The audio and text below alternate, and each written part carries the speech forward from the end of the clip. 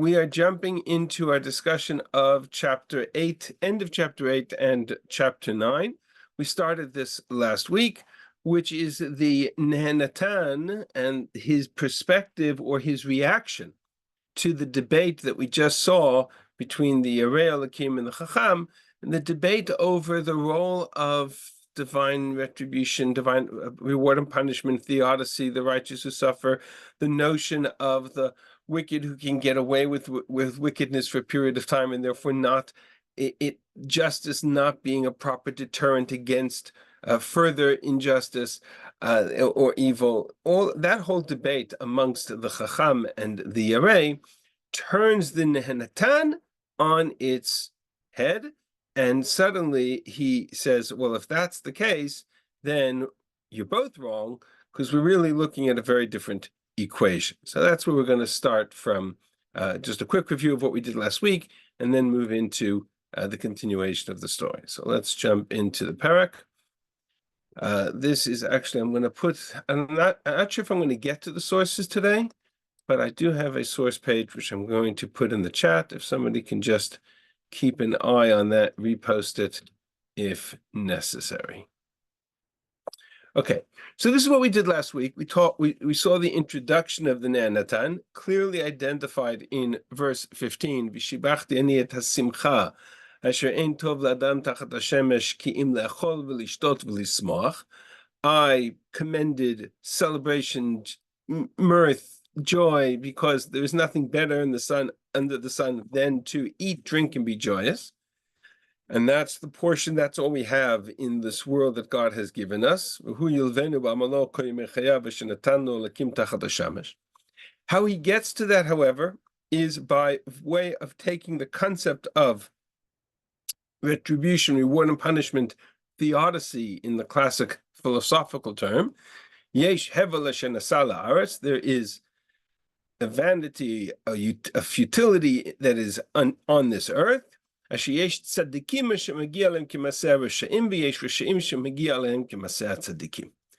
are righteous who end up with the fate of the wicked. There are wicked who end up with the fate of the righteous, meaning ultimately there is a complete breakdown of the reward and punishment system. You have righteous people who are being punished, who seem to be suffering. You have wicked people who seem to be prosperous.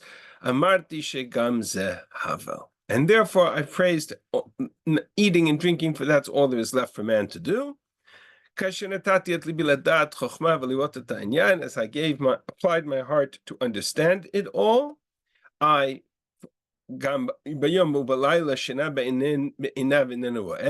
without even the ability to sleep. The Chacham cannot sleep well at night.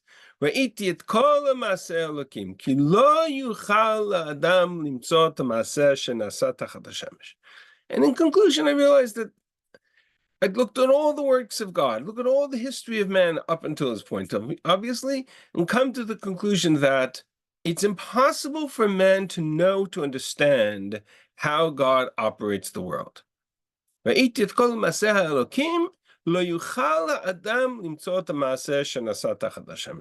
beyond our capability, we cannot know. Neither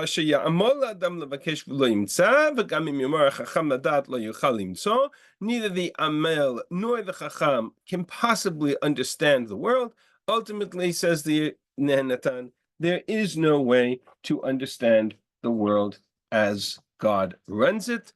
Ultimately, that's because he claims there is no rule, there is no rhyme or reason, there is no consistency.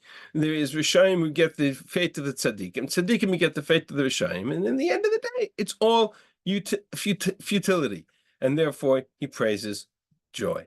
This is one of the most dramatic and almost heretical statements in the book. We'll see one more part of his speech in chapter 9, which is even more heretical than this. We'll get to it in a few minutes. But this is really where he kind of challenges the whole issue of God's running of the world and comes to the conclusion that dismiss it all, just enjoy the ride.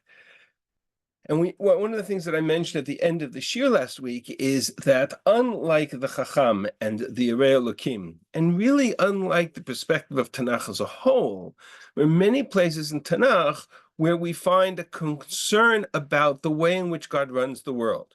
They are usually a focus on there's too many people who are suffering even though they're righteous, Eov style, right? Which is too much punishment, too much din in the world. Or there are too many wicked people who are doing very well, which was typically the argument of the Nevi'im, because they wanted justice served, they wanted to be able to have justice as a deterrent against evil, etc. But at no point in the world of Tanakh and so, of the Nevi'im and of the history of Tanakh, with the exception of this moment here, do we find a kind of throw the hands up in the air and say there's no rhyme or reason at all.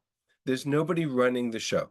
The notion that there is chaos, to ask both the question of tzaddik v'ralo, the righteous who suffer, and rasha v'tovlo, the wicked who prosper, at the same breath is to argue that there is nobody home, that there is essentially no control, that this is complete anarchy, complete hevel.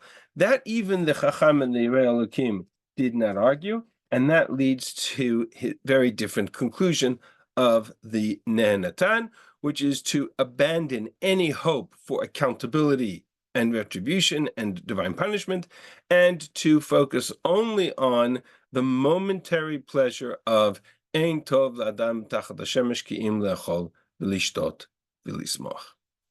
Before we move into chapter 9, however, I want to take a bridge for a moment from here into something we had kind of mentioned at the very end of the shir, which, and I said we'd get to next week, which is a reference in verse 17, where he seems to argue here, and again, this is the perspective of the Nehenatan, not Shlomo himself, but nonetheless, an important comment to recognize, that when it comes to understanding God, when it comes to trying to understand theodicy, the righteous, the wicked, the righteous who suffer, כי לא יוכל האדם למצוא את המעשה שנעשה תחת השמש. The argument that it is not possible, לא יוכל למצוא, that man cannot, not that we don't have enough information, but that it is not possible, that the exercise in trying to understand God is futile because we cannot know and we do not have the answers. That's an interesting observation, and the question that I wanted to ask is, does that bear out in the rest of Tanakh? Does Tanakh have this perspective that we cannot know how God runs the world? And I would argue that that is in fact not the case, that the rest of Tanakh's perspective is that to the extent that we can, we are obligated to try to understand and try to make sense of the way the world operates. And this is a very unique and very particular perspective of the Nehenatan, but it's not a reflection of what I would call your typical perspective in Tanakh. On the contrary, if you go all the way back to Abraham, right, the whole message to Abraham was that God wanted Abraham to understand what God was doing and why he was doing it. Right? It was important for Abraham to understand that aspect of it. If I go back to the story, for example, of Sodom, when God wanted to destroy Sodom, and in Bereshit Perek Yud, which is Parshat Vayera, there is a moment there where God is sending the angels off to destroy Sodom because of their wickedness, one of those moments where there's din in the world. And in the end of this, here by verse 18, or verse 17, V'Hashem amar, hamichasehani mi'Avraham asher ani oseh, should I conceal from Abraham that which I am about to do? Abraham will certainly be a great and mighty nation, and the nations of the earth will be blessed to him. I have chosen him, and chosen Abraham and designated Abraham for the very purpose of, now watch this verse, this is very important, למען אשר יצווה את בניו ואת ביתו אחריו ושמרו דרך השם lasot tzedakah u'mishpat, so that he will command his children and his household after him to keep the way of God and to do that which is righteous and just. In other words, says the Torah to us in the name of God, that God wanted Abraham to understand what he was doing in Sodom, because it was important for him to understand God's ways. Now, why should that in and of itself be important? Because the Torah says, "V'shamru derech Hashem," we have to model God. We have to emulate that notion. We have to recognize that there are times in this world where we have to act with justice, and there are times in this world where we have to act with mercy and compassion. And there's no better model for that. Hang on one second. There's no better model for that than God. That's the whole message to Abraham. And Chazal reflected this idea in what they refer to as v'alachta b'dvachav, walking in God's path, walking in God's ways. The notion that we emulate God's attributes. In Sefer Bereshit in particular, this is extraordinarily important. If you think about, for example, all the mitzvot of chesed, all the mitzvot of coming on Thursday. You need Rabbi. Yeah, hang on one second. All the mitzvot of chesed that we know about, the Gemara says, and let me just finish the thought, and then I'll stop for questions, because I just want to put sort of not lose my trend of thought. The Gemara actually reflects this idea in a statement of the Gemara in Sota, which translates the phrase "Acharei Hashem Elokechem telechu," you will walk after God's ways. You can't physically walk after God's ways; that's absurd. But rather, it means lalech achar midotav, to follow God's attributes, His midot. Just as He clothes the naked, so should you clothe the naked. Just as He Biker Cholim, He came to visit Abraham as an expression of Biker Cholim, so too we follow His ways. Afatah Biker Cholim, just as God Nichem Avalim, He comforted the mourner, as it after Abraham He came to visit Yitzchak, so too we comfort the mourner. Right? Burial, Levaya, Vaikbor Tobagai, Afatah Kvor Metim, so too we bury. All the mitzvot of Chesed are built around this theme of v'alachta b'dvachav, or Gemara in Shabbos, which reflects it in the esoteric concept of be merciful and kind. Mahu rachum, mahu chanu v'rachum, afatah chanu v'rachum. Just as He is merciful, you should be merciful. In the book of Bereshit, in particular, what's the key word, key phrase used over and over again, right? There are no mitzvot given to, with the exception of Brit Milah and Gid HaNosha, maybe in Sheva Mitzvot B'Noach. The book of Bereshit is not about laws. But we learn from God by emulating His character, by emulating His attributes in terms of how God relates to the world. What's the phrase used in all of Bereshit, from beginning to end, to talk about a person who is righteous? They walk with God. Chanoch walked with God. Noach et Elokim italech Noach, he walked with God. Abraham italech lefanai vayei tamim. To walk with God means to emulate God. So God says to Abraham, you have to know why I am bringing Sodom's destruction, because you have to understand din as much as rachamim. And just an observation in this regard, that not only is it to prove that it's a function of emulation, there's a moment here at the beginning of this chapter where Abraham is sitting at the tent and God comes to him, says Chazal, to be mevakachon, to visit the sick. He immediately turns and he goes running after the guests who are traveling through, and he invites them to his table. It's interesting, the concept of hachnasat orchim, of bringing guests into the home, which is so central to the story of Abraham, has no place in the Torah where it's mentioned explicitly. There's no mitzvah in the Torah to bring guests to the table. But it's so much part of Abraham's life, and yet it's never mentioned anywhere. But Chazal talk about the two sides of this moment. They talk about the fact that God came to Abraham to visit the sick, and in so doing demonstrated to him the mitzvah of the chesed, the character trait of Bikur Cholim. And Abraham went and he turned that into the flip side. Visiting the sick and hosting guests are two flip sides of the exact same chesed. In visiting the sick, the host pays the chesed to the guest pays the chesed to the host.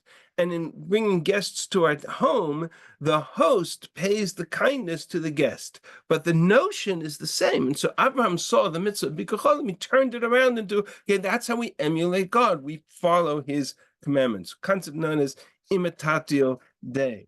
And that's exactly what is going on in the story of Abraham. Now, before I get to a question, I'll probably anticipate the question, because that is a striking contrast to the most dramatic moment in Abraham's life when he stays silent and he doesn't ask the question. And that's the Akedah. Right? When Abraham is told to take Yitzchak, who's a purely righteous soul, and offer him as a sacrifice, and suddenly, right, if you want to talk about a righteous person who suffers, right, we're not talking about tzaddik with the Rasha. We're talking about, right here he says, Abraham, in arguing for Lot, says, Chalila lacha, hashafet kol haaretz lo yaseh mishpat, the judge of all the earth not act justly. Right? Abraham's argument on behalf of Sodom is one of ha'af tispet tzaddik im rasha, where you kill the righteous together with the wicked. Whereas the argument for Lot is for Yitzchak, for the Akedah, is for one soul, one righteous soul. So that question has been asked. Why is Abraham so articulate by the story of Sodom and so silent by the story of the Akedah? And the answer gives us a guide into understanding what I think is the Torah's perspective on how we question God. By the Akedah, Abraham was given a direct instruction. He was told what to do. And if at that moment he raised the question of why and what does it mean and didn't you say and isn't it so and why should he suffer, etc., essentially any question Abraham would have asked at the moment that he was commanded to do something would have been understood as a kind of a precondition. If I understand this, I'll do it. But if I don't understand, I won't. Whereas here, he was being shared the information about what God is doing in the world as an objective observer in order for him to be able to learn from God and to emulate God. And it's a very different moment in that context. So when it's about teaching our children, when it's about guiding our community, when it's about understanding God in this world so that we can emulate the midot of din and chesed, then we have at least an obligation to try to understand, to reach out. We may not have the answers, right? We do not have the answers after the Holocaust. We really don't. But at least we're allowed to ask the question, not as a precondition to observance, but as a question. Whereas when we're told, do X, Y, or Z, and then we say, but why? That's a challenge that says, I want to understand before I do. And the foundation of Ma'amad HaSinai is Na'aseh v'Nishma. We do first, we ask second. So that's how I understand the story of Abraham, and it relates back to the story of Kohelet, because Kohelet's reflection here, is that the Natan's argument is that we can't know the ways of God. And I think that that's actually not the Tanakh perspective. The Tanakh perspective is that we should, and we can, to the extent that we are humanly able to, emulate God in this world, then within the context of the best we can. That's why we have Sefer Bereshit, and that's why we have the mitzvot of the Torah. Okay, that's my observation, parenthetical aside. Somebody had a question. I'll stop for a moment for a question. Hi, Rabbi. I am not related to Bereshit, I'm related to Moshe, that he came to Hashem and said, Hashem, har'eni na darkecha. And we do not really get a full answer, but he told him to go on the rock and he showed him a part of him. How does this? It's exactly the same. It's exactly the same answer. What God said to him is, to understand God, essence, you can't. Right? That's not possible. But what you can understand is achorai, my back. What is my back? That's why he shows him at that moment the attributes of both justice and mercy, right? There are 13 attributes of mercy, but there are also 4 attributes of justice in that passage. What he shows him is how God interacts with the world, how God guides the world. He showed him when he's merciful and when he's judgment and when he's judgment. And that's our guide. That's why we have those passages. Actually, I'm going to stop sharing because I'm just talking here for a second. I apologize. My computer yesterday and today has been doing really funny things. Okay.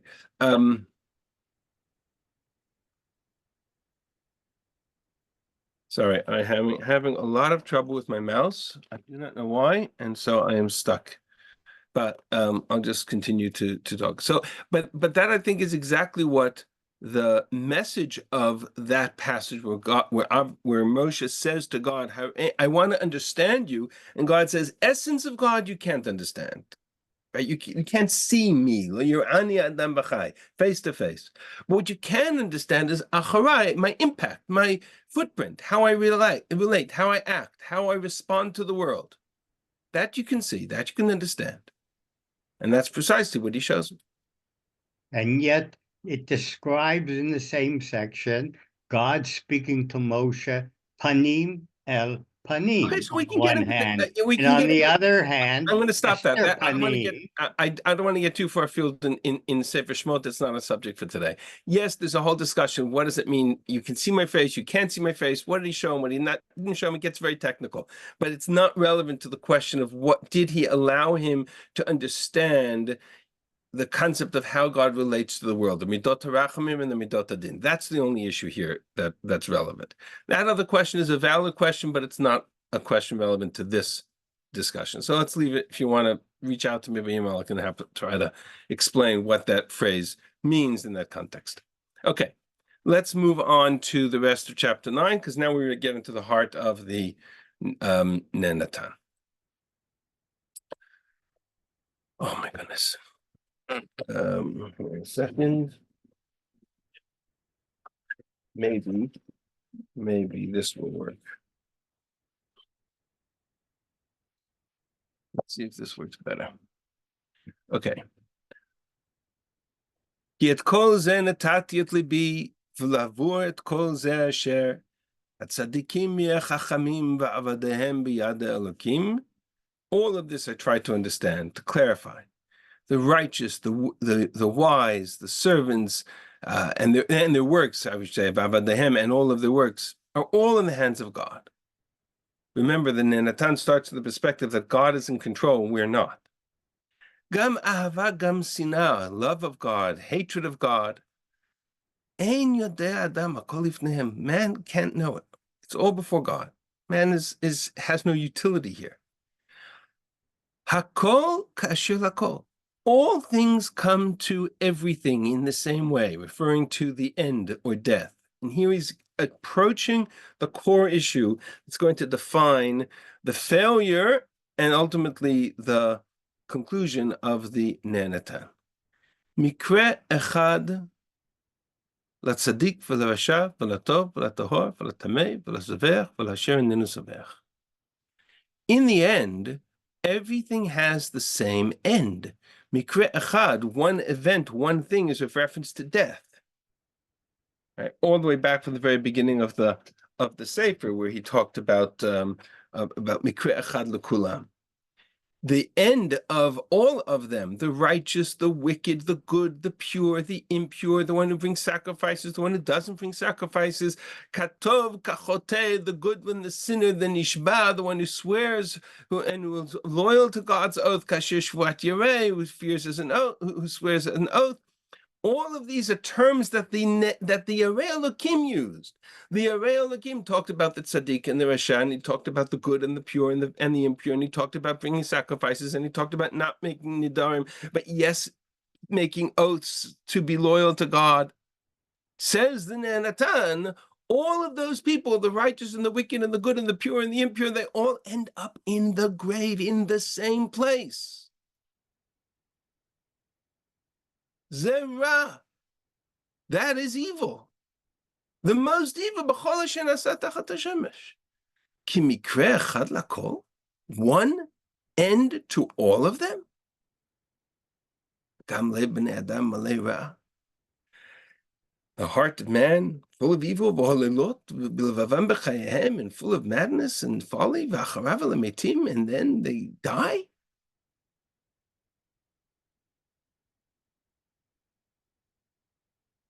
And in that moment, he's acknowledged one of the most frightening moments in Kohelet, where he's identified death as the ultimate leveling of the playing field.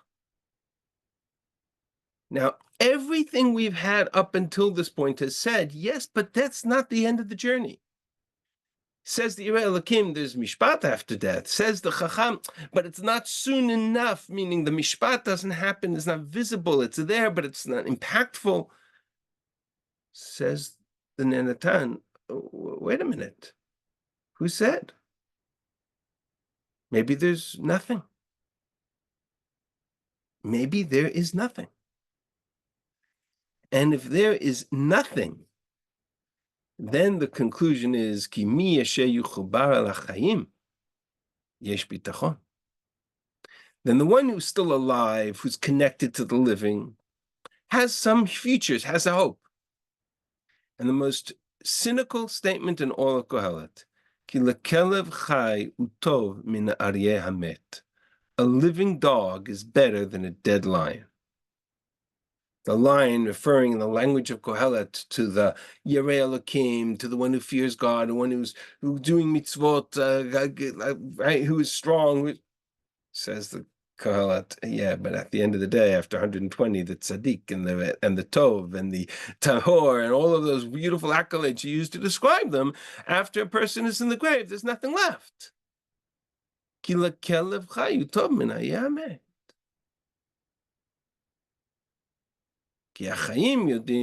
Oh, sorry. I don't understand why my computer is so glitchy. I really apologize for all of this. Just can't get this computer to behave. You still hearing me or seeing me? Yes. Yes, we hear it. Vote. I don't understand what is going on, but suddenly get windows popping up that I have no control over because my mouse doesn't work. It behaves like Kohelet. We have the text in front of us, Rabbi, on You the have text screen. in front of me. You don't have a little window that pops up? We have a little window with you. No, there's no windows popping up. We just Only have, you pop I up. can't read the text because I've got a little window popping up. I don't understand what's going on. Okay. Hey, maybe you need the new battery in your mouse. No, the mouse is not battery operated. The mouse is attached Oh. to the computer. Oh, the touch. Nothing like or that. needs to be cleaned out or. Yeah, once upon a time, mice worked that way. Unfortunately, they don't work that way anymore. Ah, It's just computer glitching. Okay. I apologize for this. The only way to solve this problem, I've had this yesterday, is to log off and log back on. So just stay with me. Don't move. And when I log off, somebody will become host. I will come back on and reclaim host, and we'll take it from there. So just give me 1 second, and we'll take care of it. I apologize for that. No problem.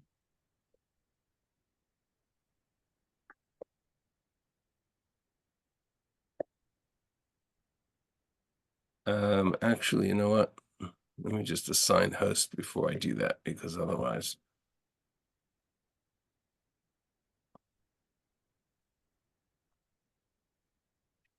I can't even do that.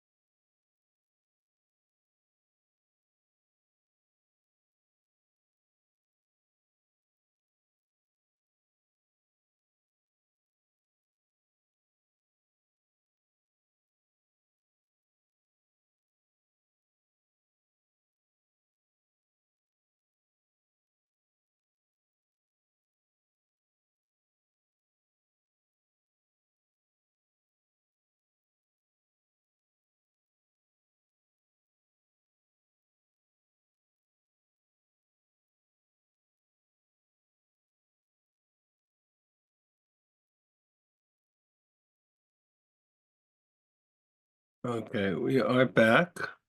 Who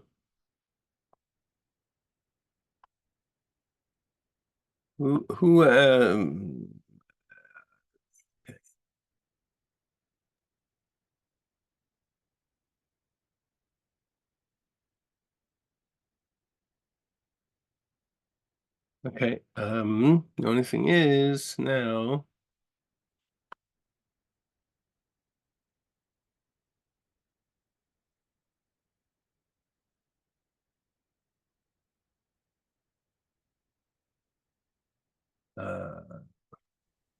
Now I can't I'm back host. Okay.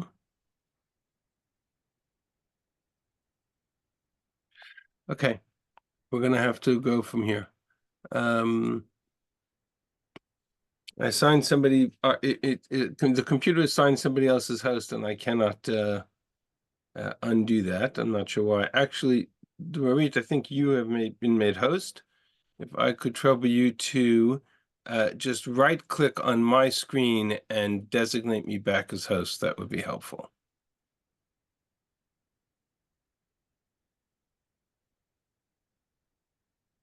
Yeah, all right. If not, then don't worry about it. Dorit, you're muted. So if you want to talk to the rabbi, you have to unmute yourself. No, I know. I'm just looking. Let's see. If you just I'm looking to try to make if you just go to my window and just use your mouse and right click on it, it should be something there called make host. I know, but I know that, but it's not doing. I can't share screen without that, so I know. I'm trying to get it out. Rabbi, when you were gone, I think Chava was in the main screen, so she Yeah, might. it wasn't me. It wasn't me. I still have you as listed as host. Really? Yeah. It went to Chava. There was a yellow frame around her picture. Yeah, that just means the speaker. I have Dorit as host. If you just put the mouse over my window and right click and But I'm doing that and it's not responding. it should And say make host. I forgot how to do it because I used to do it all the time and I'm looking where to do it. Just go to my put the mouse over my little window. But I'm doing that. Okay, and then click on the little blue 3 dots.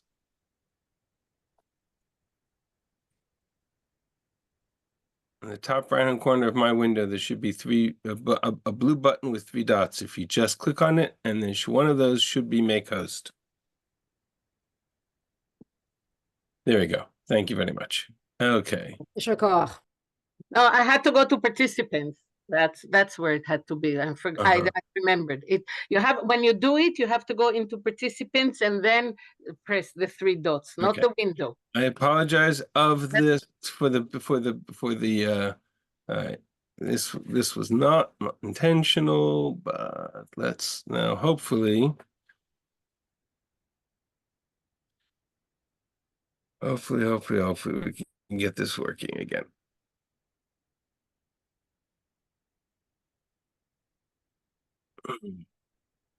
Share screen.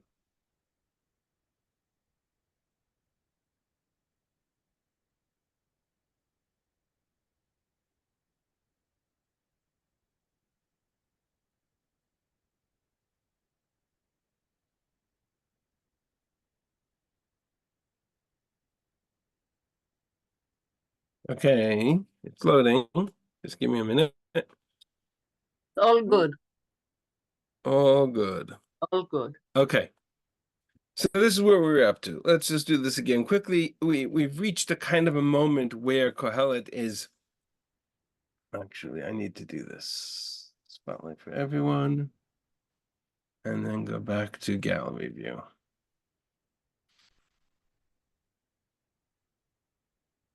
And he really gets to this kind of moment in Pasuk Daled when he comes to the conclusion that life is all there is. For a very simple reason. Ki achayim yodim sheyamutu. והמתים אינם יודעים מאומה. It's one of the most, on the one hand, depressing, and on the other hand, revealing comments in the Sefer for the Nehatan, who's now almost reached the point where he's denied the existence of anything beyond death. We're going to see it in a second in much more dramatic fashion. The living, in whatever context they are, they know they're going to die, meaning in the future. But the dead, they know nothing,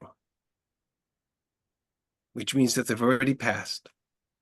Ve'ein od lahem sachar ki nishkach zichram. And they are, more importantly, not only are they no longer, but they have no reward, for they are forgotten. In other words, in the world view of the Nehatan, there's no impact. There's no lasting legacy. Because even that which we do in this world, nishkach zichram, is forgotten. And here he's arguing not just with the Yerei Elokim, here he's arguing with the Chacham.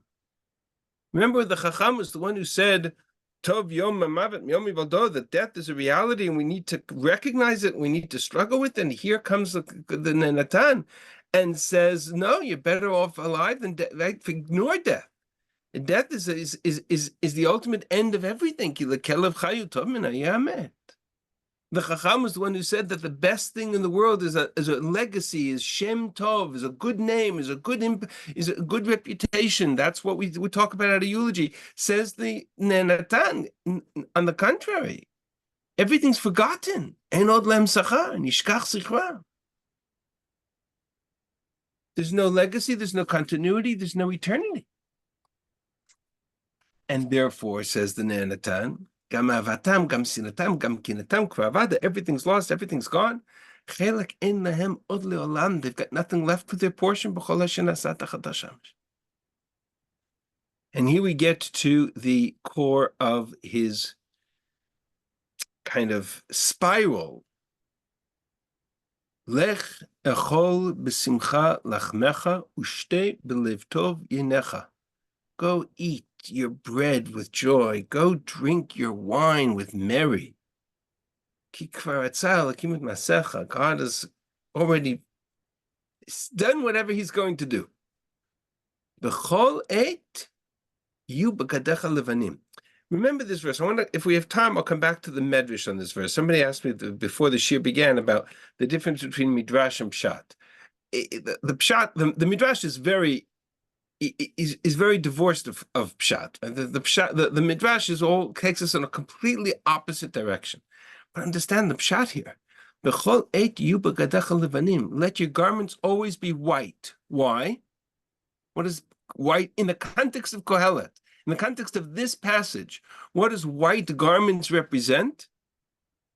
And shemen al roshcha, and oil on your head. Remember the Chacham talked about oil, right? The anointing oil of birth. Here he's talking about shemen, not of birth and not of death. Here he's talking about living and enjoying and eating and drinking and being merry. Wear garments of white, meaning a symbol of celebration and joy and merriment and holiday, and just live it up. Enjoy life. Dress properly in a suit and tie every day with a hat. In today's world, maybe, but not in the context of Kohelet. Right? Kohelet wore white. White is not Tzedek Mishpat? Not in Tanakh. Not here.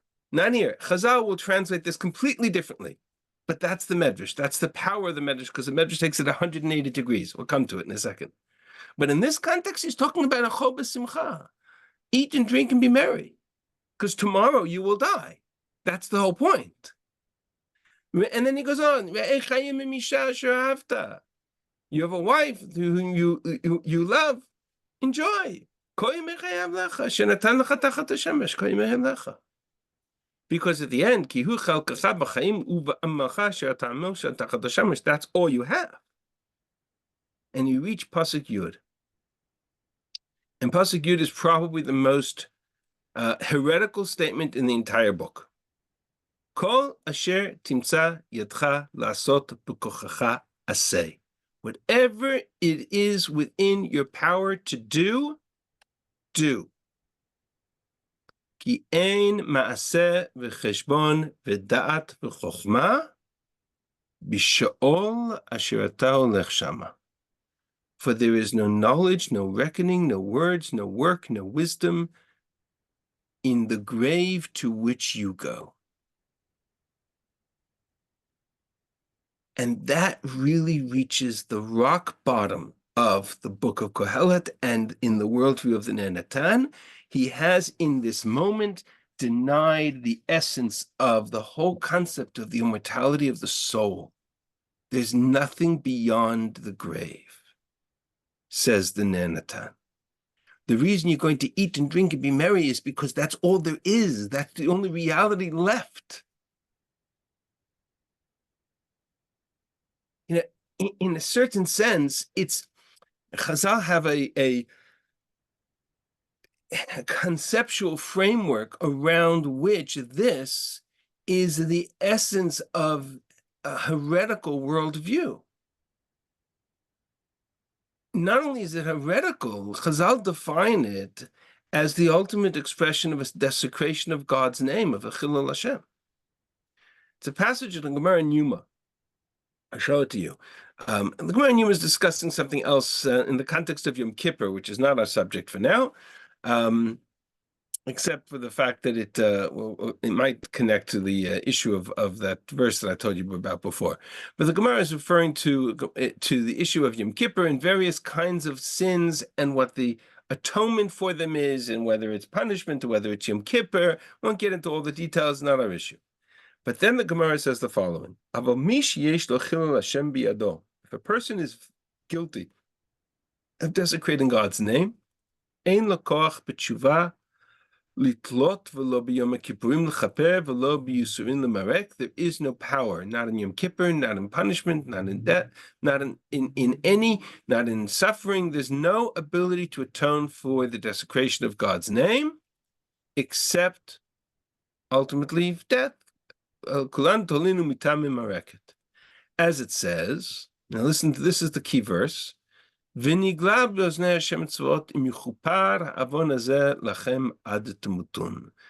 was revealed in my ears, says God, says the Navi, by God, that this sin will not be atoned for except by your death. So says Pasuk in Yeshayahu. Chilul Hashem, says the Gemara, is the ultimate expression of a sin for which there is no atonement. What is the definition of Chilul Hashem in the context of this verse? Right? Not in general, but specifically in the context of this verse. So let's take a quick glance at Yeshayahu Chaf Bet. What are we talking about? This is Yeshayahu Chaf Bet. Vayikra Hashem Elokim Tzavot B'yom Hahu. God on that day called for B'chi, Umisped, Kochach, Hagor Sak, lamentation, weeping, girding of sack, mourning, meaning this was a moment where God had said to the people, do tshuva or else. The context here is the night before the anticipated destruction of Yerushalayim by Sancheriv. Yeshayahu has told the people, the decree is coming, Sancheriv is going to destroy Yerushalayim. Now they're already besieged Yerushalayim. The story is over, you need to do tshuva. And so the Navi says to them, the destruction is imminent. Do tshuva now, lament, weep, wear sackcloth. And instead, the people of Yerushalayim, what do? Hinei sason v'simcha harog bakar v'shachot tzon achol basar v'shatot yayin. And behold, in its place, what did I see? Joy and celebration and gladness and killing and barbecues and killing and eating flesh and drinking wine. And you're having a party in Yerushalayim. Why were they having a party in Yerushalayim the night before the potential fall of Yerushalayim and the destruction of the hands of Sancheriv? Because of the philosophy that's encapsulated in 5 words. Achol v'shato ki machar namut. Eat and drink, for tomorrow we die. In the language of, I think, Shakespeare, there's a word missing, but other than that, that's the quote. V'nigla b'oznei Hashem tzvaot. And that's when Yeshayahu said, God said to me, this sin will not be atoned for except by their death. Why is this a chilul Hashem? Let's assume for the moment, right? There's two messages here. One message is that there's never, the door is never really fully closed on tshuva and repentance, and that's what Yeshayahu was trying to tell them. The door is never closed. But even if the door was closed, even if tomorrow they were going to die, even if tomorrow Yerushalayim was going to fall, does that mean that there's nothing beyond? That there's no role for tshuva, that there's no sense of accountability before God, there's no mishpat, there's no account, there's no justice and judgment before standing before your creator? What happened to the dust returns to the earth as it was, and the spirit returns to God who gave it? The immortality of the soul is at the core of the concept of creation. When God created the world, the critical takeaway of the story of creation is that God imbued into the human being an element of eternity. It's Tselem Elokim, an eternal spirit that comes from God. The notion that if tomorrow we die, today we eat, drink, and be merry, because there is nothing beyond the grave, that is the ultimate expression of heresy. That's what Yeshayahu calls the greatest chilul Hashem.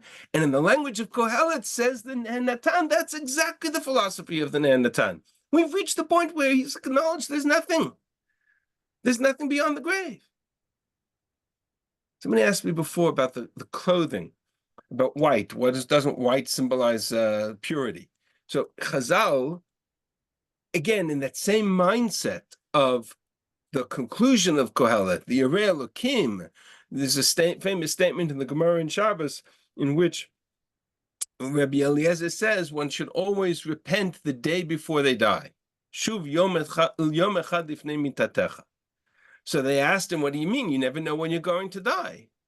So he answered them, exactly. Yashuv hayom shema yamut machar. So repent today, lest you die tomorrow.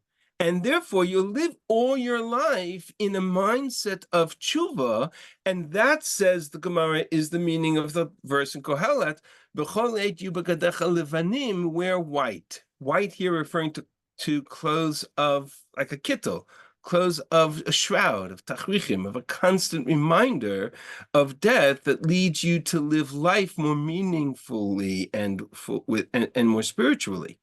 That's Chazal's world. In Kohelet, it's the exact opposite. The Ner Natan, who says there's nothing beyond the grave. Kol asher timtza biyadcha. So whatever you want to do, because the grave is the end of all things. I have a question. You read that in Yeshayahu, I think it was in Yeshayahu, that there's no atonement except for dying, but it doesn't say after you die that your soul will be punished. Like the Christians have very explicit images and stories of what happens to that's not my subject for issue of other theological frameworks of what happens after death. The only thing we do know is that what Kohelet says, what Tanakh says, what Chazal say, is there's some accountability before God after death. That's the whole point, that we meet in America, there's an element of mishpat. But didn't you tell us before that it's unique only to Kohelet, that it doesn't appear in Tanakh? That, that's what I meant by anachronism. So if I remember you saying that it's unique to Kohelet when we're talking about judgment, like in Olam Haba, and that, Kohelet is the only book that discusses what happens after death. But there's a foundational understanding that the soul is eternal and that we are accountable for God from the moment of creation. Kohelet is the only question, is one of the few, not the only, but it's one of the few places where there's a conversation. What happens after that? Is the mishpat? Isn't the mishpat? What role does it play? Where it's individual in focus. The rest of Tanakh is very national in its focus, right? The Jewish people as a whole. So it's about this world, and it's about the land of Israel and the state of Israel and the kingdom of Israel, and it deals with a different subject. That's not to mean that it denies this, right? But this is axiomatic to the story of creation. that the human being was created in the image of godliness, but B'Tselem Elokim means that he's eternal. But But that's Kohelet, a perush. but Kohelet deals with this question much more directly than other places do, and I think that's fine. But what he does here is to play, again, he's playing off one perspective against the other. He's dramatically depicted what happens in the worldview of the Nanatan, and we have 2 minutes left. I want to kind of summarize it, but he's dramatically depicted what happens in the worldview of the Nanatan, who has now reached the point where he's denied any existence outside of this physical world.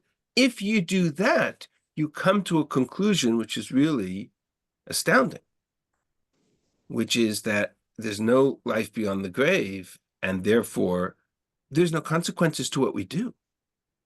If there's no life, if the soul is not eternal, if there's no sense of continuity, then there are no consequences to our actions.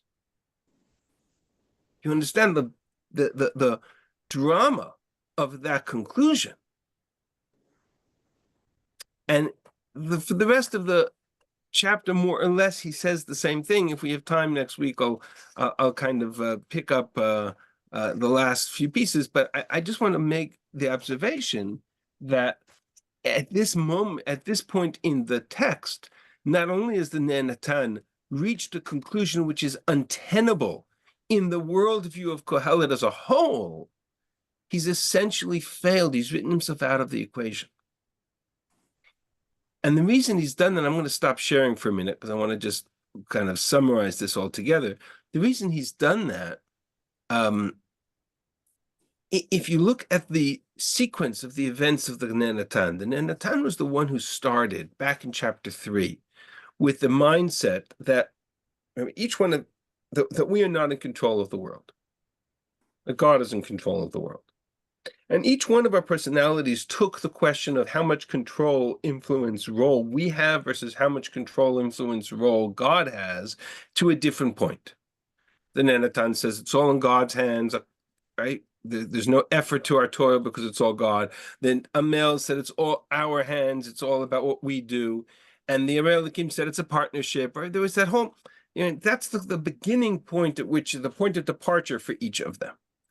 The Nanatan was the one who looked at the world and said, we are God's guests. Our job is to eat and drink and enjoy Gan Eden. God put us here in order to enjoy his world. He made the world perfect. And we are there to enjoy the ride. Great. That approach ran afoul of the question of divine retribution, reward, and punishment, because man is not alone in the world. And if man is not alone in the world, there are other human beings in the world, there are other people who are doing evil things. And so where's accountability? To which the Nehenatan's first answer was, okay, granted, Makoma Mishpat, Shama Haresha, Makoma Tzedek, Shama Harasha, there is wickedness, there is evil, there's perversion, there's injustice. So what do? Well, God is in control, so throw it all back to God and let him sort it out. It's a tzaddik v'yataresha yishpot Elokim sham. God will judge. And our job now is to just receive God's world, and God will sort it all out. In the third step, he's come to the incomplete opposite conclusion, because the introduction of the conversation of the Yerei Elokim and the Chacham about tzaddik v'ralo, rasha v'tovlo, theodicy, righteous who suffer, wicked who prosper, right? The notion somehow that there's an injustice in the system has taken the Nanatan and said, well, again, working with the same worldview, we can't fix it because that's God's department. But if it's such an unjust system, then there's nothing left. Then I throw the whole thing out. And then I start all over again. And now the Nenatan's philosophy of, I'm not in control, I'm just here for the ride. But now I've denied the existence of any kind of systematic reward and punishment in the next world as well. And so he's taken us from the most spiritual, faithful moment in the text of the beginning in chapter 3, where he said God made a perfect world, to the lowest point in the text, where he essentially has said there is nothing beyond the physical, there's nothing beyond the grave. And in that sense, he's done exactly what the Amel has done. He's taken his position and written himself out of the story. Because the Amel started with the perspective of the ultimately death is ruined everything the Amel has tried to do, and therefore it's better not to be born. That was the conclusion of the Amel. Not an option. So he bowed out the end of chapter 6. The Nehanatan, who says it's better not to die, because the only real existence is this one. Well, that's not an option either. And so both the Amel and the Nehanatan have essentially written themselves out of the script. They've essentially imploded their own perspective. You take the conclusions of the Nehanatan to the extreme, and you end up in a place that's intolerable. And that's what's happened now to the Amel. What leaves us with only two voices left. The Chacham, who will respond to the Nehanatan and will respond in the next chapter, and then the conclusion of the Yirei Elokim. And that's what brings us full circle. I apologize for the little computer glitch we had today, and I apologize for rushing through the end of this and not taking questions. I did want to get to the end a few minutes earlier because I had an announcement I needed to make, which is that next week I'm out of town. So I will be traveling. I will be unable to have a class next Tuesday. So I've already informed the office. Hopefully there'll be an email reminder about it. We will reconvene B'ezrat Hashem in 2 weeks' time and start our analysis of chapter 10. Rabbi, is there any addition? Is there any addition of the Kohelet, which is sort of like color coded as to who's talking when? There is an edition of color-coded Who's Talking When. I will do two things. At the end of our study, I will provide you with a text which has the whole book divided up into speeches. And Rav Meidan published a work on Kohelet which has the whole thing color-coded. I'll try to get hold of that. Maybe I get a PDF of it and scan it as well. So yes, there are ways to. I have a text of it divided by each page is a different speaker. Thank you so much. No and problem. there's an agreement who is what? Like Well, no. Again, exactly. It's not so clear. as I said, any Jewish agreement. Machloket l'shem shamayim. I'm never looking for 100%. agreement. Yeah. It's about parshanut. Anytime you have parshanut, you have different ways of looking at different texts, etc. But this is, as best as I've been able to present it, this was the breakdown that we'll it's great fun, I have to say. It's okay. it was super Thank fun. you, Rabbi. Thank you, Rabbi. My pleasure. I'm glad you enjoyed it. I apologize for the computer glitch. We'll work it out. Thank you. Thank you. Bye-bye. Thank you. Thank you very much. Thank you, Rabbi.